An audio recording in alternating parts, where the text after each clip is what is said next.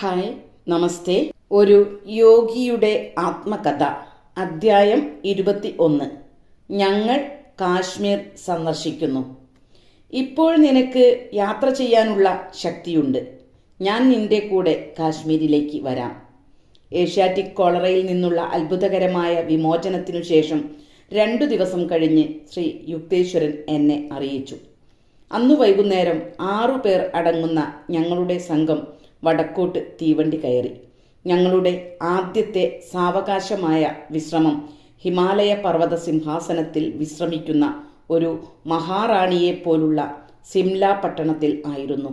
കുത്തനെയുള്ള തെരുവുകളിലൂടെ മനോഹര ദൃശ്യങ്ങൾ ആസ്വദിച്ചുകൊണ്ട് ഞങ്ങൾ നടന്നു. ഇംഗ്ലീഷ് സ്ട്രോബെറി പഴങ്ങൾ വേണോ? വർണ്ണപ്പൊലിമയാർന്ന ഒരു തുറന്ന ചന്തസ്ഥലത്ത് കുത്തിയിരുന്നു കൊണ്ട് ഒരു പ്രായമായ സ്ത്രീ വിളിച്ചു ചോദിച്ചു. ഗുരുദേവനിൽ ആ ചെറിയ ചുവന്ന പഴങ്ങൾ എന്തോ പ്രത്യേക കൗതുകം ഉണർത്തി. അദ്ദേഹം ഒരു വലിയ കുട്ട പഴം വാങ്ങി അടുത്തു നിന്നിരുന്ന കനായിക്കും എനിക്കും തന്നു. ഒരെണ്ണം ഞാൻ സ്വാദു നോക്കി, പക്ഷേ പെട്ടെന്ന് തുപ്പിക്കളഞ്ഞു. പ്രഭോ, എന്തു പുളിയുള്ള പഴം! എനിക്ക് ഇത് ഒരിക്കലും ഇഷ്ടമാവുകയില്ല. എൻ്റെ ഗുരുദേവൻ ചിരിച്ചു. ഓ, നിനക്ക് അത് ഇഷ്ടപ്പെടും. അമേരിക്കയിൽ വെച്ച് അവിടെ ഒരു അത്താഴത്തിന് നിന്റെ ആതിഥേയ അത് പഞ്ചസാരയും പാൽപ്പാടയും ചേർത്ത് ഫോർക്ക് കൊണ്ട് ഉടച്ചതിനു ശേഷം നിനക്കു തരും. നീ അത് രുചിച്ചിട്ട് പറയും, എന്തു സ്വാദിഷ്ടമായ സ്ട്രോബെറി!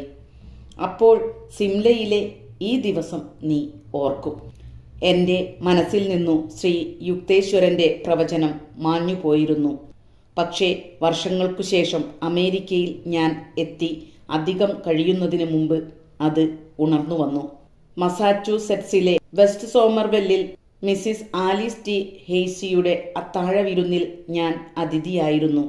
അത്താഴത്തിൻ്റെ ഒടുവിൽ വിളമ്പുന്ന മധുരമായി മേശപ്പുറത്ത് സ്ട്രോബെറി പഴങ്ങൾ കൊണ്ടുവച്ചപ്പോൾ എൻ്റെ ആതിഥേയ അതെടുത്ത് ഫോർക്ക് കൊണ്ട് ഉടച്ച് പാൽപ്പാടയും പഞ്ചസാരയും ചേർത്ത് പറഞ്ഞു, ഈ പഴങ്ങൾ രൂക്ഷമായ പുളിരസമുള്ളവയാണ്. ഈ രീതിയിൽ ആക്കിയാൽ അങ്ങേക്ക് ഇഷ്ടമാകുമെന്ന് എനിക്ക് തോന്നുന്നു. ഞാൻ ഒരു വായ് കഴിച്ചു. എന്തു സ്വാദിഷ്ടമായ സ്ട്രോബെറി! ഞാൻ വിസ്മയത്തോടെ പറഞ്ഞു. ഉടൻ തന്നെ ഗുരുദേവൻ സിംലയിൽ വച്ചു ചെയ്ത ദീർഘദർശനം എൻ്റെ ഓർമ്മയുടെ അഗാധ ഗുഹയിൽ നിന്നും പുറത്തു വന്നു. ഭാവിയുടെ സൂക്ഷ്മാകാശത്ത് അലഞ്ഞിരുന്ന കർമാനുസൃത സംഭവങ്ങളുടെ കാര്യപരിപാടി ശ്രീ യുക്തേശ്വരൻ്റെ ഈശ്വര താതാത്മ്യം പ്രാപിച്ച മനസ്സ് വളരെ മുമ്പു തന്നെ കണ്ടുപിടിച്ചുവെന്ന് അത്ഭുതാദരങ്ങളോടെ ഞാൻ മനസ്സിലാക്കി. ഞങ്ങളുടെ സംഘം വേഗം സിംല വിട്ട് റാവൽപിണ്ടിയിലേക്ക് വണ്ടി കയറി. കാശ്മീരിൻ്റെ തലസ്ഥാനമായ ശ്രീനഗറിലേക്കുള്ള 7 ദിവസത്തെ യാത്രയ്ക്കായി അവിടെ നിന്ന് 2 കുതിരകൾ വലിക്കുന്ന മേൽവശം മൂടിയ ഒരു വണ്ടി ഞങ്ങൾ വാടകയ്ക്കെടുത്തു. ഹിമാലയത്തിൻ്റെ യഥാർത്ഥ വിശാലത വടക്കുദിക്കിലേക്കുള്ള യാത്രയുടെ 2ാമത്തെ ദിവസം കാഴ്ചയിൽ കൊണ്ടുവന്നു.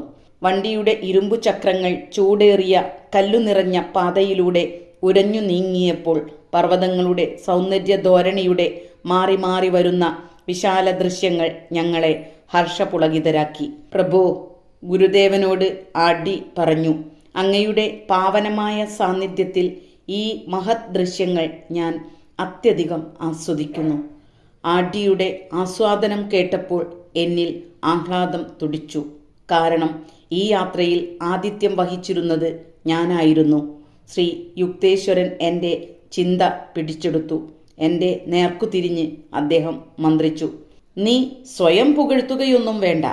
നമ്മിൽ നിന്ന് അകന്നുമാറി ഒരു സിഗരറ്റ് വലിക്കുന്നതിനു വേണ്ട സമയം കിട്ടുന്ന സന്ദർഭത്തിൻ്റെ അത്രയും ആനന്ദ നിർവൃതി ഗിരിശൃംഗങ്ങളുടെ ദൃശ്യങ്ങൾ ആഡിക്ക് നൽകുന്നില്ല. ഞാൻ ഞെട്ടിപ്പോയി. പ്രഭോ, ഞാൻ സ്വരം താഴ്ത്തി പറഞ്ഞു, നമ്മുടെ രഞ്ജിപ്പ് ഇത്തരം അസുഖകരമായ വാക്കുകളാൽ ദയവായി നഷ്ടപ്പെടുത്താതിരിക്കുക. ആഡിക്ക് പുകവലിക്കാൻ അത്രയ്ക്ക് ഒരാഗ്രഹമുണ്ടെന്ന് എനിക്ക് വിശ്വസിക്കാൻ വയ്യ. സാധാരണ രീതിയിൽ അദമ്യനായ ഗുരുദേവനെ ഞാൻ ആശങ്കയോടെ നോക്കി. ശരി ശരി, ഞാൻ ആഡിയോട് ഒന്നും പറയുകയില്ല. അദ്ദേഹം പതുക്കെ ചിരിച്ചു.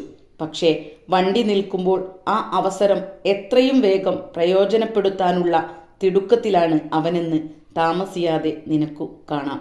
വണ്ടി ഒരു ചെറിയ സത്രത്തിനടുത്തു നിന്നു. കുതിരകൾക്ക് വെള്ളം കൊടുക്കാൻ കൊണ്ടുപോയപ്പോൾ ആഡ്ഡി ചോദിച്ചു, പ്രഭോ, കുറച്ചു സമയം ഞാൻ വണ്ടിക്കാരനുമൊത്ത് സവാരി ചെയ്തു കൊള്ളട്ടെയോ? പുറത്തെ ശുദ്ധവായു കുറച്ചു ശ്വസിച്ചാൽ കൊള്ളാമെന്ന് എനിക്കുണ്ട്. ശ്രീ യുക്തേശ്വരൻ അനുമതി നൽകി. പക്ഷേ എന്നോട് അഭിപ്രായപ്പെട്ടു, അവന് ശുദ്ധ പുകയാണ് വേണ്ടത്, ശുദ്ധവായുവല്ല. വണ്ടി പൊടി നിറഞ്ഞ പാതയിലൂടെ ശബ്ദഘോഷത്തോടെ യാത്ര തുടർന്നു. ഗുരുദേവന്റെ കണ്ണുകൾ തിളങ്ങുന്നുണ്ടായിരുന്നു. അദ്ദേഹം എന്നോട് നിർദ്ദേശിച്ചു, വണ്ടിയുടെ വാതിലിൽ കൂടി തല നീട്ടി നോക്കൂ, വായുവുമായി എന്താണ് ആഡ്ഡി ചെയ്യുന്നതെന്നു കാണാം. ഞാൻ അനുസരിച്ചു. പുകയുടെ വൃത്തങ്ങൾ ഉച്ഛസിക്കുന്ന പ്രവൃത്തിയിൽ മുഴുകിയ ആഡ്ഡിയെ കണ്ട് ഞാൻ നടുങ്ങിപ്പോയി. ശ്രീ യുക്തേശ്വരനെ ഞാൻ നോക്കിയത് ക്ഷമാപണത്തോടെയായിരുന്നു. എപ്പോഴും എന്ന പോലെ അങ്ങ് പറയുന്നത് ശരിയാണ് പ്രഭോ. ആഡ്ഡി പ്രകൃതി ദൃശ്യങ്ങളോടൊപ്പം പുകയും ആസ്വദിക്കുകയാണ്. എൻ്റെ സ്നേഹിതന് വണ്ടിക്കാരനിൽ നിന്ന് ഒരു സമ്മാനം ലഭിച്ചിട്ടുണ്ടാവുമെന്ന് ഞാൻ ഊഹിച്ചു. കൽക്കത്തയിൽ നിന്ന് സിഗരറ്റൊന്നും ആഡ്ഡി കൊണ്ടുവന്നിരുന്നില്ലെന്ന് എനിക്ക് അറിയാമായിരുന്നു. നദികൾ, അടിവാരങ്ങൾ, കീഴ്ക്കാംതൂക്കായ പാറക്കെട്ടുകൾ, മലയുടെ എണ്ണമറ്റ മടക്കുകൾ എന്നിവയിൽ ആഹ്ലാദിച്ചുകൊണ്ട് വളഞ്ഞു പുളഞ്ഞു പോയ വഴിയിലൂടെ ഞങ്ങൾ നീങ്ങി. ഓരോ രാത്രിയും ഞങ്ങൾ ഏതെങ്കിലും ഒരു നാടൻ രീതിയിലുള്ള സത്രത്തിൽ തങ്ങി ഭക്ഷണം സ്വയം പാകം ചെയ്തു. എൻ്റെ ആഹാരത്തിൽ പ്രത്യേകം ശ്രദ്ധിച്ച ശ്രീ യുക്തേശ്വരൻ ഓരോരിക്കലും ഭക്ഷണത്തോടൊപ്പം ഞാൻ നാരങ്ങാനീര് കഴിക്കണമെന്ന് നിർബന്ധിച്ചു. ഞാൻ അപ്പോഴും ക്ഷീണിതനായിരുന്നു. പക്ഷേ ഞങ്ങളുടെ ശകടം അസുഖകരമായ യാത്രയ്ക്കു വേണ്ടി മാത്രം രൂപകൽപ്പന ചെയ്തതായിരുന്നുവെങ്കിലും എൻ്റെ ശരീരസ്ഥിതി ദിവസേന മെച്ചപ്പെട്ടു വന്നു. മധ്യ കാശ്മീരിന് അടുത്തെത്തിയപ്പോൾ സന്തോഷകരമായ പ്രത്യാശ ഞങ്ങളുടെ ഹൃദയത്തിൽ നിറഞ്ഞു. ഈ സ്വർഗഭൂമിയിൽ താമര തടാകങ്ങൾ, ജലത്തിൽ പൊന്തി നടക്കുന്ന പൂന്തോട്ടങ്ങൾ, കമനീയമായ മേലാപ്പണിഞ്ഞ നൗകാഗൃഹങ്ങൾ, അനേകം പാലങ്ങളുള്ള ഝേലം നദി, പൂക്കൾ വീണുകിടക്കുന്ന പുൽത്തകിടികൾ എല്ലാം തന്നെ ഹിമാലയത്താൽ വലയം ചെയ്തതായിരുന്നു. സ്വാഗതമരുളുന്ന വൃക്ഷങ്ങൾ ഇരുപുറവും നിൽക്കുന്ന ഒരു വീതിയിലൂടെയായിരുന്നു ഞങ്ങൾ ശ്രീനഗറിലെത്തിയത്. മഹത്തായ മലകളെ മേലെ നിന്നും വീക്ഷിക്കുന്ന ഒരു 2 നില സത്രത്തിൽ ഞങ്ങൾ മുറികൾ എടുത്തു. പൈപ്പ് വെള്ളം ഉണ്ടായിരുന്നില്ല. അടുത്തുള്ള ഒരു കിണറ്റിൽ നിന്നാണ് ഞങ്ങൾ വെള്ളം ശേഖരിച്ചത്. വേനൽക്കാലത്തെ ആ കാലാവസ്ഥ ഏറ്റവും അനുയോജ്യമായിരുന്നു. സുഖകരമായ ചൂടുള്ള പകലുകളും ഇളം തണുപ്പുള്ള രാത്രികളും. സ്വാമി ശങ്കരന് സമർപ്പണം ചെയ്തിരിക്കുന്ന ഒരു പുരാതന ശ്രീനഗർ ക്ഷേത്രത്തിലേക്ക് ഞങ്ങൾ ഒരു തീർത്ഥയാത്ര നടത്തി. ആകാശത്തിൻ്റെ പശ്ചാത്തലത്തിൽ ഉയർന്നു നിൽക്കുന്ന ആ കൊടുമുടിയിലെ ആശ്രമത്തിലേക്ക് നോക്കിയപ്പോൾ ആനന്ദ നിർവൃതിയുടെ ഒരു സമാധിയിലേക്ക് ഞാൻ വഴുതി വീണു. എൻ്റെ മനക്കണ്ണിനു മുമ്പിൽ ഒരു വിദൂരദേശത്തെ കുന്നിൻ മുകളിലെ രമ്യഹർമ്മ്യം തെളിഞ്ഞു വന്നു. വർഷങ്ങൾ കഴിഞ്ഞ് അമേരിക്കയിൽ ഞാൻ സ്ഥാപിച്ച സെൽഫ് റിയലൈസേഷൻ ഫെലോഷിപ്പിൻ്റെ തലസ്ഥാന മന്ദിരമായി ശ്രീനഗറിലെ ശങ്കരക്ഷേത്രം രൂപാന്തരപ്പെട്ടു. കാലിഫോർണിയയിലെ ലോസ് ഏഞ്ചലീസ് ആദ്യമായി സന്ദർശിക്കെ വാഷിംഗ്ടൺ കുന്നിനു മുകളിലെ വിസ്തൃതമായ സൗധം കണ്ടപ്പോൾ കാശ്മീരിലും മറ്റിടങ്ങളിലും വെച്ച് വളരെ മുമ്പ് ലഭിച്ച ദർശനങ്ങൾ കൊണ്ട് ഞാൻ അതിനെ ഉടൻ തിരിച്ചറിഞ്ഞു. ശ്രീനഗറിൽ ഏതാനും ദിവസങ്ങൾ, എന്നിട്ട് 8500 അടി ഉയരത്തിലുള്ള ഗുൽമാർഗിലേക്ക്. ഗുൽമാർഗ് എന്നാൽ പൂക്കളുടെ മലമ്പാതകൾ. അവിടെ ഞാൻ ആദ്യമായി ഒരു വലിയ കുതിരപ്പുറത്തു സവാരി ചെയ്തു. രാജേന്ദ്രൻ കയറിയത് ഒരു കുട്ടിക്കുതിരയുടെ പുറത്തായിരുന്നു. അതിൻ്റെ ഹൃദയം വേഗതയുടെ ശ്രേയോവാഞ്ചയാൽ ഉത്തേജിതമായിരുന്നു. കുത്തനെയുള്ള ബിലൻമാർഗിലേക്കു കടക്കാൻ ഞങ്ങൾ ഒരുമ്പെട്ടു. നിബിഡമായ വനത്തിലൂടെ പാത കടന്നുപോയി. കൂണുപോലുള്ള വൃക്ഷങ്ങൾ തിങ്ങി നിന്ന ഇവിടെ മൂടൽമഞ്ഞു നിറഞ്ഞ മലമ്പാതകൾ പലപ്പോഴും അപകടം പിടിച്ചതായിരുന്നു. പക്ഷേ രാജേന്ദ്രൻ്റെ കുട്ടിക്കുതിര എൻ്റെ തടിയൻ കുതിരയ്ക്ക് ഒരു നിമിഷ നേരത്തെ വിശ്രമം നൽകിയില്ല. ഏറ്റവും അപായകരമായ തിരിവിൽ പോലും മുമ്പോട്ട് മത്സരത്തിൻ്റെ രസമൊഴിച്ച് മറ്റെല്ലാം മറന്ന് രാജേന്ദ്രൻ്റെ കുതിര തളരാതെ എത്തുകയായി. ഞങ്ങളുടെ ശ്രമകരമായ ഓട്ടത്തിന് അത്യന്തം സുന്ദരമായ ഒരു ദൃശ്യം പാരിതോഷികമായി ലഭിച്ചു. വളരെ വലിയ ധ്രുവക്കരടികളുടെ രൂപരേഖ പോലെ അടുക്കടുക്കായി കിടക്കുന്ന മഞ്ഞുതൊപ്പി ധരിച്ച ഉദാത്തമായ ഹിമാലയത്തെ ഈ ജീവിതത്തിലാദ്യമായി ഞാൻ എല്ലാ ദിക്കിലേക്കും നോക്കിക്കണ്ടു. സൂര്യപ്രകാശം നിറഞ്ഞ നീലാകാശത്തിൻ്റെ പശ്ചാത്തലത്തിൽ ഉയർന്നു നിന്ന അവസാനമില്ലാത്ത മഞ്ഞുമാമല നിരകളെ എൻ്റെ കണ്ണുകൾ വിരുന്നാക്കി ആഹ്ലാദത്തോടെ ആസ്വദിച്ചു. ഞാനും എൻ്റെ യുവ സ്നേഹിതന്മാരും ഓവർകോട്ടുകൾ ധരിച്ചുകൊണ്ട് തിളങ്ങുന്ന വെള്ളമലഞ്ചെരിവുകളിൽ ഉരുണ്ടു രസിച്ചു. കുന്നിറങ്ങുന്ന വേളയിൽ വിരസമായ മലകൾക്ക് പൂർണ്ണമായ രൂപാന്തരം വരുത്തുന്ന മഞ്ഞപ്പൂക്കളുടെ ഒരു വിശാലമായ പരവതാനി ഞങ്ങൾ കണ്ടു. ഷാലിമാറിലും നിഷാദ് ബാഗിലുമുള്ള ജഹാംഗീർ ചക്രവർത്തിയുടെ വിനോദവാടികൾ കാണാനാണ് ഞങ്ങൾ അടുത്തതായി പോയത്. നിഷാദ് ബാഗിലെ പുരാതന കൊട്ടാരം പ്രകൃതിദത്തമായ ഒരു വെള്ളച്ചാട്ടത്തിൻ്റെ നേരെ മുകളിലാണ് പണിതിരിക്കുന്നത്. പർവ്വതങ്ങളിൽ നിന്ന് ശക്തിയായി താഴേക്കു പതിക്കുന്ന ജലപ്രവാഹത്തെ സമർത്ഥമായി യന്ത്രസംവിധാനങ്ങളിലൂടെ നിയന്ത്രിച്ച് നിറമാർന്ന മട്ടുപ്പാവുകളുടെ മേലെ ഒഴുക്കി കണ്ണഞ്ചിപ്പിക്കുന്ന പുഷ്പത്തടങ്ങളുടെ ഇടയിലൂടെ ധാരയന്ത്രങ്ങളിൽ കൂടി ചീറ്റിത്തെറിപ്പിക്കുന്നു. ഈ അരുവി കൊട്ടാരത്തിലെ പല മുറികളിലും കൂടി കടന്ന് ഒടുവിൽ താഴെ തടാകത്തിൽ ഒരു വനദേവതയെപ്പോലെ നിപതിക്കുന്നു. വിശാലമായ പൂന്തോട്ടങ്ങൾ ഒരു വർണ്ണകലാപം തന്നെയായിരുന്നു. പനിനീർപ്പൂക്കൾ, മുല്ല, ലില്ലിപ്പൂക്കൾ, പോപ്പിപ്പൂക്കൾ, കർപ്പൂരവള്ളി, പാൻസിപ്പൂക്കൾ, സ്നാപ് ഡ്രാഗൺ, ചിനാർ, സൈപ്രസ്, ചെറിയ മരങ്ങൾ എന്നിവയുടെ പ്രതിസമമായ വരികളാൽ തീർത്ത ഒരു മരതക വലയത്തിൻ്റെ അപ്പുറം ഹിമാലയത്തിൻ്റെ ശുഭ്രമായ തപോനിഷ്ഠകൾ തലയുയർത്തി നിൽക്കുന്നു. കാശ്മീർ മുന്തിരി എന്നത് വളരെ അസുലഭമായ ഒരു വിശിഷ്ട ഭോജ്യമായാണ് കൽക്കത്തയിൽ കരുതപ്പെടുന്നത്. കാശ്മീരിൽ ഞങ്ങളെ കാത്തിരിക്കുന്ന മുന്തിരി സദ്യയെപ്പറ്റി സംസാരിച്ചു കൊണ്ടിരുന്ന രാജേന്ദ്രൻ അവിടെ വലിയ മുന്തിരിത്തോട്ടങ്ങൾ കാണാഞ്ഞ് നിരാശനായി. ഇടയ്ക്കിടയ്ക്ക് അവൻ്റെ അസ്ഥാനത്തായ പ്രതീക്ഷയ്ക്ക് ഞാൻ അവനെ കളിയാക്കി. മുന്തിരിങ്ങ തിന്നു എനിക്ക് നടക്കാൻ വയ്യാതായി ഞാൻ പറയും. അദൃശ്യമായ മുന്തിരിങ്ങകൾ വയറ്റിൽ കിടന്ന് വീഞ്ഞാകുന്നു. മധുരമുള്ള മുന്തിരിങ്ങ കാശ്മീരിനു പടിഞ്ഞാറ് കാബൂളിൽ ധാരാളമായി വളരുന്നുവെന്ന് ഞങ്ങൾ പിന്നീട് കേട്ടു. ഒരു തരം അണ്ടിപ്പരിപ്പുകളിട്ട ഐസ്ക്രീം കഴിച്ച് ഞങ്ങൾ സ്വയം സമാശ്വസിച്ചു.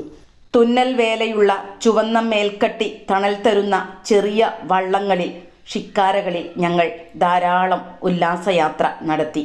വെള്ളത്തിലെ ചിലന്തിവല പോലുള്ള തോടുകളെ കൂട്ടിയിണക്കിയ ദാൽ തടാകത്തിലെ കെട്ടുപിടഞ്ഞ നീർച്ചാലുകളിലൂടെ ഞങ്ങൾ സഞ്ചരിച്ചു. തടികളും മണ്ണും കൊണ്ട് പരുക്കനായി നിർമ്മിച്ച വെള്ളത്തിൽ പൊങ്ങിക്കിടക്കുന്ന അനവധി തോട്ടങ്ങൾ കാഴ്ചക്കാരെ അത്ഭുതപ്പെടുത്തുന്നു. ജലാശയങ്ങളിൽ പച്ചക്കറികളും മത്തനും വളരുന്നത് കാണുന്നത് വിചിത്രമായി ആദ്യം അനുഭവപ്പെടാം. ഇടയ്ക്കിടെ ഒരു കൃഷിക്കാരൻ മണ്ണിൽ സ്ഥിരമായി വേരിറങ്ങുന്നത് ഒരു അവമതി പോലെ കരുതി തൻ്റെ ചതുരാകാരമായ പുരയിടത്തെ അനേകം ഇടങ്ങളിലേക്ക് കൈവഴികൾ കടന്നു കയറുന്ന തടാകത്തിലെ ഏതെങ്കിലും ഒരു പുതിയ സ്ഥലത്തേക്ക് കെട്ടിവലിച്ചു കൊണ്ടുപോകുന്നത് കാണാമായിരുന്നു. കഥകളാൽ വിഖ്യാതമായ ഈ താഴ്വരയിൽ ലോകത്തിലെ മുഴുവൻ സൗന്ദര്യസാരം നാം കാണുന്നു. കാശ്മീരാങ്കന ഗിരിശൃംഗങ്ങളാൽ കിരീടം ചൂടി തടാകങ്ങളുടെ മാലയണിഞ്ഞ് പുഷ്പപാതുകം ധരിച്ചവളാണ്. പിൽക്കാലത്ത് ഞാൻ വിവിധ രാജ്യങ്ങൾ സന്ദർശിച്ചു കഴിഞ്ഞപ്പോൾ എന്തുകൊണ്ടാണ് കാശ്മീർ ലോകത്തിലെ ഏറ്റവും പ്രകൃതി ഭംഗിയുള്ള സ്ഥാനമായി കണക്കാക്കപ്പെടുന്നതെന്ന് എനിക്ക് മനസ്സിലായി. സ്വിസ് ആൽപ്സ് പർവ്വതനിരയുടെയും സ്കോട്ട്ലൻഡിലെ ലോക് ലൊമൻഡിൻ്റെയും ഇംഗ്ലണ്ടിലെ ചേതോഹരമായ തടാകങ്ങളുടെയും വശ്യത ഗണ്യമായി അതിന് കൈമുതലായുണ്ട്. അലാസ്കായുടെ ഡെൻവറിങ് അടുത്തുള്ള പൈക്സ് പീക്കിൻ്റെയും പരുക്കൻ പാറക്കെട്ടുകളുടെ ഗാംഭീര്യത്തെ ഓർമ്മിപ്പിക്കുന്ന പലതും ഒരു അമേരിക്കൻ സഞ്ചാരി കാശ്മീരിൽ കണ്ടെത്തും. ഒരു പ്രകൃതി സൗന്ദര്യ മത്സരത്തിൽ ഒന്നാം സ്ഥാനം ഞാൻ നൽകുന്നത് ഒന്നുകിൽ മെക്സിക്കോയിലെ സോഹിമിൽക്കോയിലെ മത്സ്യങ്ങൾ കളിച്ചു നടക്കുന്ന നിരവധി ജലപഥങ്ങളിൽ ആകാശവും മലകളും പോപ്ലാർ വൃക്ഷങ്ങളും പ്രതിബിംബിക്കുന്ന പകിട്ടാർന്ന ദൃശ്യത്തിനോ അല്ലെങ്കിൽ ഹിമവാന്റെ കർശനമായ കാവലിൽ സുന്ദരിമാരായ കന്യകളെപ്പോലെ പരിരക്ഷിക്കപ്പെടുന്ന കാശ്മീർ തടാകങ്ങൾക്കോ ആയിരിക്കും. ലോകത്തിലെ ഏറ്റവും സുന്ദരമായ സ്ഥലങ്ങളായി ഇവ രണ്ടും എൻ്റെ ഓർമ്മയിൽ മുന്നിൽ നിൽക്കും. എന്നിരുന്നാലും യെല്ലോസ്റ്റോൺ നാഷണൽ പാർക്കിലെ അത്ഭുതങ്ങളും കൊളറാഡോ, അലാസ്ക എന്നിവിടങ്ങളിലെ ഗ്രാൻഡ് കാനിയനും കണ്ടുകൊണ്ടും ഞാൻ വിസ്മയഭരിതനായിട്ടുണ്ട്. നിരവധി ഉഷ്ണജല പ്രവാഹങ്ങൾ ഘടികാരത്തിൻ്റെ കൃത്യതയോടെ തുടരെ പൊട്ടിപ്പുറത്തേക്ക് തെറിച്ചു വളരെയധികം ഉയരുന്ന കാഴ്ച ലോകത്ത് യെല്ലോസ്റ്റോണിൽ മാത്രമായിരിക്കും ഒരു പക്ഷേ കാണാനാവുക. ഈ അഗ്നിപർവ്വത മേഖലയിൽ പ്രകൃതി മുമ്പ് എപ്പോഴോ ഉണ്ടായിരുന്ന സൃഷ്ടിയുടെ ഒരു പകർപ്പ് വെച്ചിട്ടുപോയി. ചൂടുള്ള ഗന്ധക ഉറവകൾ, ഇന്ദ്രനീലത്തിലും മറ്റു വിവിധ വർണ്ണരാജിയിലുമുള്ള ലഘുജലാശയങ്ങൾ, ഉഗ്രശക്തിയാർന്ന ഉഷ്ണജലധാരകൾ എന്നിവയും സ്വതന്ത്രമായി വിഹരിക്കുന്ന കരടികൾ, ചെന്നായ്ക്കൾ, കാട്ടുപോത്തുകൾ, മറ്റു വന്യമൃഗങ്ങൾ, കുമിളയിട്ടു മറിയുന്ന ചുടുചേറിൻ്റെ ഡെവിൾസ് പെയിൻ പോർട്ടിലേക്ക് വയോമിങ്ങിലെ പാതകളിലൂടെ മോട്ടോർ യാത്ര ചെയ്ത സമയത്ത് ഗർഗളം ഉതിർക്കുന്ന ഉറവകൾ, വെള്ളം തെറിപ്പിക്കുന്ന ഉഷ്ണജലധാരകൾ, ആവി ഉതിർക്കുന്ന നീരുറവകൾ എന്നിവ കണ്ടപ്പോൾ അതുല്യതയ്ക്ക് യെല്ലോസ്റ്റോൺ ഒരു പ്രത്യേക സമ്മാനം അർഹിക്കുന്നുവെന്ന് പറയാൻ തോന്നി. കാലിഫോർണിയയിൽ യൊസെമിറ്റി പാർക്കിലെ പുരാതന രാജകീയ പ്രൗഢിയോടെ ആകാശത്തിൽ അത്യുന്നത സ്തൂപങ്ങൾ പോലെ ഉയർന്നു നിൽക്കുന്ന ശംഖുദ്രുമങ്ങൾ സെക്വയ ദിവ്യ ചാതുരിയിൽ രൂപകൽപ്പന ചെയ്ത ഹരിതാപമായ പ്രകൃതിദത്ത ദേവാലയങ്ങളാണ്.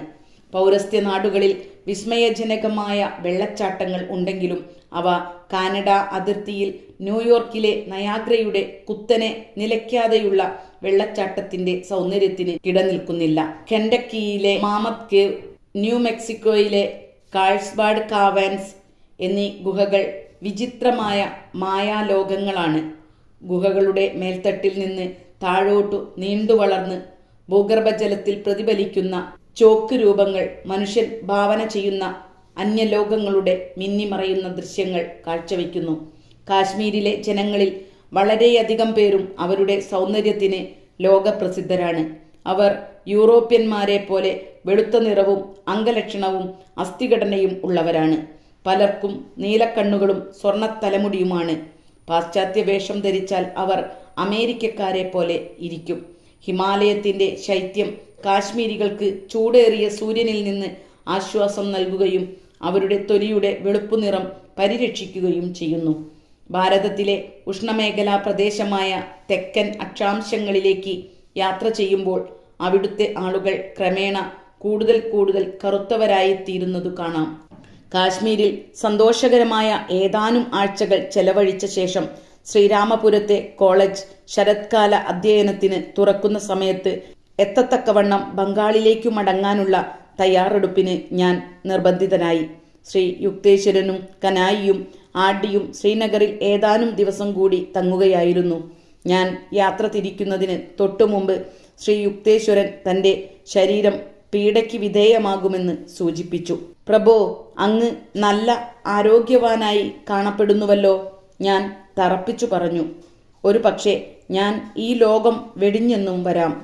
ഗുരുജി, കാരുണ്യത്തിനു കേണുകൊണ്ട് ഞാൻ അദ്ദേഹത്തിൻ്റെ കാൽക്കൽ വീണു. അങ്ങ് ഇപ്പോൾ ശരീരം ഉപേക്ഷിക്കുകയില്ലെന്ന് എനിക്ക് വാക്കുതരൂ. അങ്ങയെ കൂടാതെ തുടരാൻ ഞാൻ ഒട്ടും തന്നെ തയ്യാറായിട്ടില്ല. ശ്രീ യുക്തേശ്വരൻ മൗനം പാലിച്ചെങ്കിലും എന്നെ നോക്കി വളരെ കാരുണ്യത്തോടെ പുഞ്ചിരിച്ചപ്പോൾ എനിക്കു സമാധാനമായി. മനസ്സില്ലാ മനസ്സോടെ ഞാൻ അദ്ദേഹത്തെ പിരിഞ്ഞു. ഗുരുദേവൻ അപകടകരമായി രോഗാവസ്ഥയിൽ. ആഡിയിൽ നിന്നുള്ള ഈ കമ്പി സന്ദേശം ശ്രീരാമപുരത്ത് ഞാൻ എത്തി കുറച്ചു കഴിഞ്ഞപ്പോൾ കിട്ടി. പ്രഭോ, എന്നെ പിരിയില്ല എന്ന ഒരു വാഗ്ദാനം തരാൻ ഞാൻ അങ്ങയോട് അപേക്ഷിച്ചിരുന്നു. അങ്ങയുടെ ശരീരം നിലനിർത്തുക, അല്ലെങ്കിൽ ഞാനും മരിക്കും. ഞാൻ വെപ്രാളത്തോടെ ഗുരുദേവനും കമ്പിയടിച്ചു. അത് നിന്റെ ആഗ്രഹം പോലെ ആകട്ടെ. ഇതായിരുന്നു കാശ്മീരിൽ നിന്ന് ഗുരുദേവന്റെ മറുപടി. ഗുരുദേവൻ സുഖം പ്രാപിച്ചതായി അറിയിച്ചുകൊണ്ടുള്ള ആഡിയുടെ കത്ത് ഏതാനും ദിവസങ്ങൾക്കകം വന്നു. 2 ആഴ്ച കഴിഞ്ഞ് അദ്ദേഹം ശ്രീരാമപുരത്ത് തിരിച്ചെത്തിയപ്പോൾ എൻ്റെ ഗുരുദേവന്റെ ശരീരത്തിൻ്റെ തൂക്കം പകുതിയായി കുറഞ്ഞുവെന്ന് കണ്ട് ഞാൻ വ്യസനിച്ചു. അദ്ദേഹത്തിൻ്റെ ശിഷ്യന്മാരുടെ ഭാഗ്യാതിരേകം കൊണ്ട് ശ്രീ യുക്തേശ്വരൻ തൻ്റെ കടുത്ത പനിയിൽ അവരുടെ പാപങ്ങളിൽ പലതും എരിച്ചു കളഞ്ഞു. രോഗം മറ്റൊരാളിലേക്ക് ശാരീരികമായി മാറ്റുന്നതിനുള്ള അതീത ഭൗതിക വിധി ആത്മീയമായ ഉന്നതിയിൽ എത്തിയ യോഗിമാർക്ക് അറിവുള്ളതാണ്. ശക്തനായ ഒരാൾക്ക് ഒരു ബലഹീനനെ ഒരു വലിയ ഭാരം ചുമക്കുന്നതിൽ സഹായിക്കാം. ഒരു ആത്മീയ അതിമാനുഷന് തൻ്റെ ശിഷ്യന്മാരുടെ കാർമ്മിക ഭാരങ്ങളുടെ ഒരു ഭാഗം സ്വയം സ്വീകരിച്ചുകൊണ്ട് അവരുടെ ശാരീരികവും മാനസികവുമായ ക്ലേശങ്ങൾ തീരെ കുറയ്ക്കാൻ കഴിയും.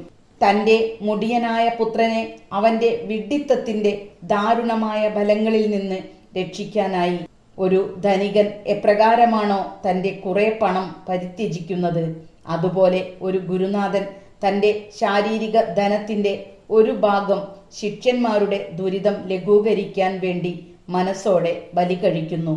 ഒരു രഹസ്യയോഗ വിധി കൊണ്ട് ഒരു യോഗി തൻ്റെ മനസ്സിനെയും സൂക്ഷ്മ ശരീരത്തെയും ദുരിതമനുഭവിക്കുന്ന വ്യക്തിയുടെ മനസ്സും സൂക്ഷ്മ ശരീരവുമായി യോജിപ്പിക്കുന്നു.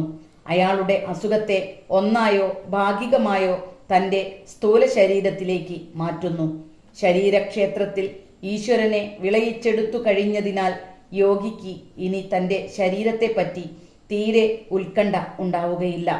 മറ്റുള്ളവരെ ആശ്വസിപ്പിക്കാൻ വേണ്ടി അതിന് അസുഖം ബാധിക്കാൻ അദ്ദേഹം അനുവദിച്ചേക്കാമെങ്കിലും ഒരു വിധത്തിലും മാലിന്യമേൽക്കാത്ത മനസ്സിനെ അത് ബാധിക്കുന്നില്ല. അപ്രകാരമുള്ള സഹായം ചെയ്യാൻ കഴിയുന്നതിൽ അദ്ദേഹം സ്വയം അനുഗ്രഹീതനെന്നും കരുതുന്നു. വാസ്തവത്തിൽ മനുഷ്യ ശരീരം അതിൻ്റെ ധർമ്മം പരിപൂർണമായി നിറവേറ്റിക്കഴിഞ്ഞുവെന്ന് കാണുന്നതാണ് ഈശ്വരനിൽ ആത്യന്തികമായ മുക്തി നേടൽ. ഒരു ആചാര്യൻ അതിനുശേഷം തൻ്റെ ശരീരത്തെ തനിക്ക് ഉചിതമെന്നു തോന്നുന്ന ഏതു വിധത്തിലും ഉപയോഗിക്കുന്നു. ആത്മീയ മാർഗങ്ങളിലൂടെയോ ബുദ്ധിപരമായ ഉപദേശത്താലോ ഇച്ഛാശക്തിയാലോ രോഗദാനത്താലോ മനുഷ്യരാശിയുടെ ദുരിതങ്ങൾ ലഘൂകരിക്കുക എന്നതാണ് ഒരു ഗുരുവിന് ഈ ലോകത്തുള്ള കർത്തവ്യം. വേണമെന്നുള്ളപ്പോൾ അതിബോധ തലത്തിലേക്ക് സ്വമേധയാ പിന്മാറിക്കൊണ്ട് ഒരു ആചാര്യന് ഭൗതിക രോഗാവസ്ഥയെ അറിയാത്ത സ്ഥിതി പ്രാപിക്കാൻ കഴിയും. ചിലപ്പോൾ തൻ്റെ ശിഷ്യന്മാർക്ക് മാതൃക കാട്ടാൻ തൻ്റെ ശരീരവേദന നിർവികാരനായി സഹിക്കാൻ തീരുമാനിക്കുന്നു. മറ്റുള്ളവരുടെ വ്യാധികൾ ഏറ്റെടുത്ത് അവർക്കു വേണ്ടി അവരുടെ കർമ്മത്തിൻ്റെ കാര്യകാരണ നിയമത്തെ തൃപ്തിപ്പെടുത്താൻ ഒരു യോഗിക്കു കഴിയും. ഈ നിയമം യാന്ത്രികമായോ ഗണിതപരമായോ പ്രാവർത്തികമാക്കാം. അതിൻ്റെ പ്രവർത്തനങ്ങളെ ദൈവീക ജ്ഞാനം ലഭിച്ചവർക്ക് ശാസ്ത്രീയമായി കൈകാര്യം ചെയ്യാം. മറ്റൊരാളുടെ അസുഖം ഭേദമാക്കുമ്പോഴെല്ലാം ഗുരു സ്വയം രോഗബാധിതനായിക്കൊള്ളണമെന്ന് ആത്മീയ നിയമങ്ങൾ അനുശാസിക്കുന്നില്ല. തൽക്ഷണമായ വിവിധ രോഗശാന്തി മാർഗങ്ങളിൽ ആ പുണ്യാത്മാവിനുള്ള അറിവിലൂടെയാണ് സാധാരണഗതിയിൽ രോഗശാന്തി സംഭവിക്കുന്നത്. ആത്മജ്ഞാനിയായ രോഗവിമോചകന് യാതൊരു ദോഷവുമുണ്ടാക്കാത്തവയാണ് അവ.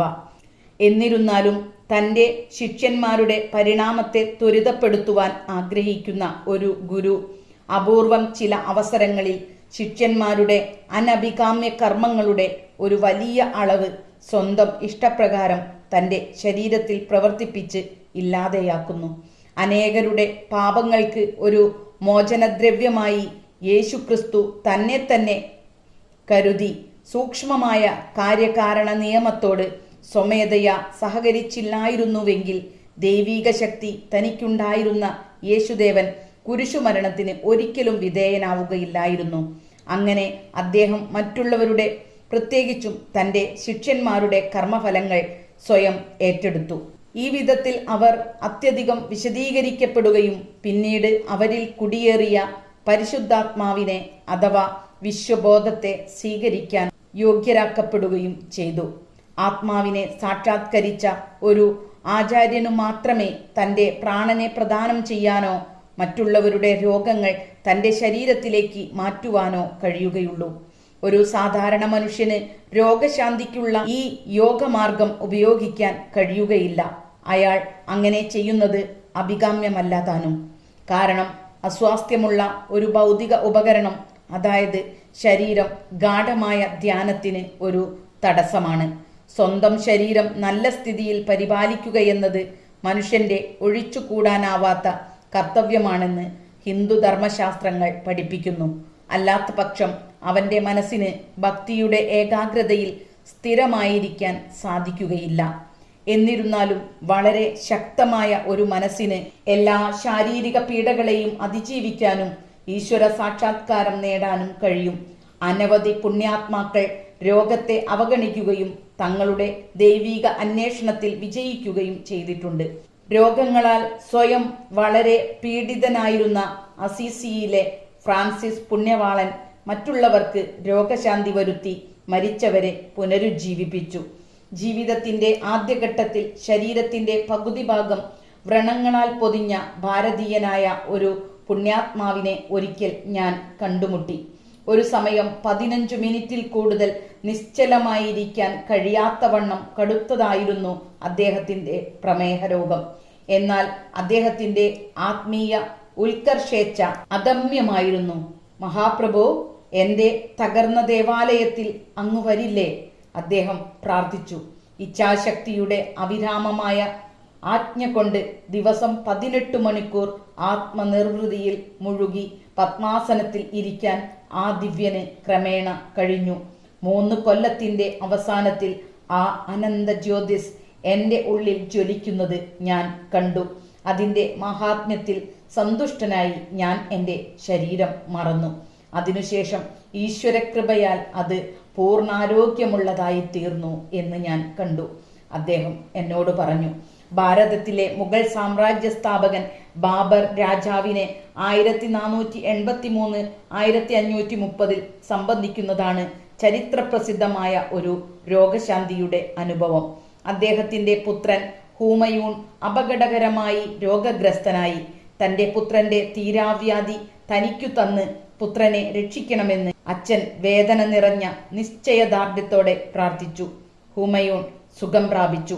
ഉടനെ തന്നെ രോഗശയ്യയിലായ ബാബർ അതേ അസുഖത്താൽ കാലഗതി പ്രാപിച്ചു. ഒരു ആചാര്യന് ഒരു സാന്റോയുടെ ആരോഗ്യവും ശക്തിയും വേണമെന്ന് പാശ്ചാത്യ രാജ്യങ്ങളിൽ ധാരാളം ആളുകൾ വിശ്വസിക്കുന്നു. ഈ ധാരണ അടിസ്ഥാനരഹിതമാണ്. ആജീവനാന്തമുള്ള ആരോഗ്യം ആ ഒരു കാരണത്താൽ ആന്തരിക വെളിച്ചത്തെ അവശ്യം സൂചിപ്പിക്കുന്നില്ലാത്തതുപോലെ ഗുരുവിന്റെ രോഗഗ്രസ്തമായ ശരീരം അദ്ദേഹം ദൈവിക ശക്തികളിൽ കുറവുള്ളവനാണെന്ന് കാട്ടുന്നില്ല. ഒരു ആചാര്യനെ വേർതിരിച്ചു കാണിക്കുന്ന യോഗ്യതകൾ ശാരീരികമല്ല, ആത്മീയമാണ്.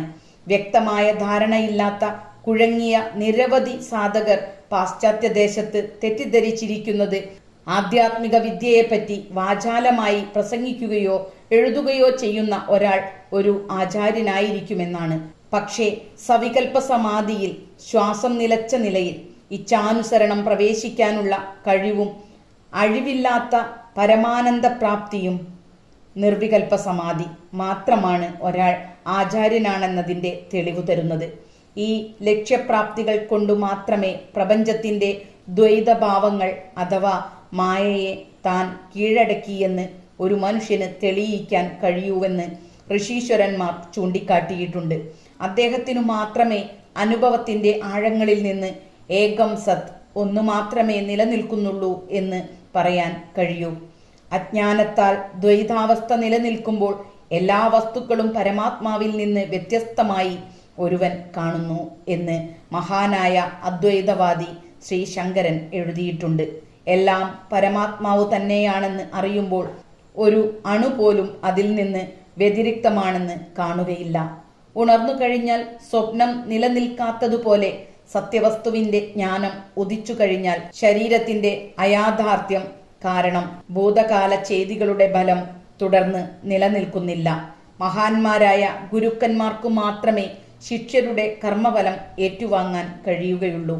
തന്റെ ശിഷ്യരെ അസാധാരണമായ ആ രീതിയിൽ സഹായിക്കാൻ തന്റെ അന്തര്യാമിയായ പരമാത്മാവിൽ നിന്ന് അനുമതി ലഭിച്ചില്ലായിരുന്നുവെങ്കിൽ ശ്രീ യുക്തേശ്വരൻ ശ്രീനഗറിൽ വെച്ച് രോഗബാധിതനാവുകയില്ലായിരുന്നു. ദൈവകൽപ്പനകൾ നടപ്പിലാക്കാൻ ഈശ്വര താതാത്മ്യം പ്രാപിച്ച എൻ്റെ ഗുരുദേവനേക്കാൾ ജ്ഞാനം കൊണ്ട് കൂടുതൽ സൂക്ഷ്മഗ്രാഹികളായി തീർന്ന പുണ്യാത്മാക്കൾ അപൂർവമായിരുന്നു. അദ്ദേഹത്തിന്റെ മെലിഞ്ഞ ശരീരത്തെപ്പറ്റി സഹതാപത്തിന്റെ ഏതാനും വാക്കുകൾ ഞാൻ പറയാൻ ഒരുമ്പെട്ടപ്പോൾ എൻ്റെ ഗുരുദേവൻ ആഹ്ലാദത്തോടെ പറഞ്ഞു, അതിനും അതിൻ്റെ നല്ല വശങ്ങളുണ്ട്. വർഷങ്ങളായി ഞാൻ ധരിച്ചിട്ടില്ലാത്ത ചെറിയ ബനിയനുകളിൽ കയറിക്കൂടാൻ എനിക്ക് ഇപ്പോൾ സാധിക്കും. ഗുരുദേവന്റെ ആഹ്ലാദപൂർണമായ ചിരി കേട്ടപ്പോൾ സാലയിലെ ഫ്രാൻസിസ് പുണ്യവാളന്റെ വാക്കുകൾ ഞാൻ ഓർമ്മിച്ചു. ശോചിക്കുന്ന താപസൻ ഒരു ശോച്യനായ താപസൻ തന്നെ. ഹുമയൂൺ മഹാനായ അക്ബറിന്റെ പിതാവാണ്. ആദ്യകാലത്ത് ഇസ്ലാമിക ആവേശത്തോടെ അക്ബർ ഹിന്ദുക്കളെ ദ്രോഹിച്ചു. എനിക്ക് അറിവ് വന്നപ്പോൾ ഞാൻ അതിയായി ലജ്ജിച്ചു. അദ്ദേഹം പിന്നീട് പറഞ്ഞു, എല്ലാ വിശ്വാസങ്ങളുടെ ക്ഷേത്രങ്ങളിലും അത്ഭുതങ്ങൾ സംഭവിക്കുന്നു. ഭഗവത്ഗീതയുടെ പേർഷ്യൻ പരിഭാഷ ഉണ്ടാക്കാൻ അദ്ദേഹം ഏർപ്പാട് ചെയ്യുകയും റോമിൽ നിന്ന് ജസ്യൂട്ട് വൈദികരെ തന്റെ സദസ്സിലേക്ക് ക്ഷണിക്കുകയും ചെയ്തു. തന്റെ പുതിയ പട്ടണമായ ഫത്തേപൂർ സിക്രിയിലെ വിജയ കവാടത്തിൽ താഴെ കാണുന്ന പ്രസ്താവന തെറ്റായിട്ടാണെങ്കിലും സ്നേഹപൂർവം യേശുവിൻ്റേത് എന്നു കരുതി അദ്ദേഹം കൊത്തിവെപ്പിച്ചിരുന്നു. മേരിയുടെ പുത്രൻ യേശു അവന് സ്വസ്തി പറഞ്ഞു. ലോകം ഒരു പാലമാണ്, അതിൽ കൂടി കടന്നു പോകുക, പക്ഷേ അതിൽ വീടുകൾ പണിയാതിരിക്കൂ.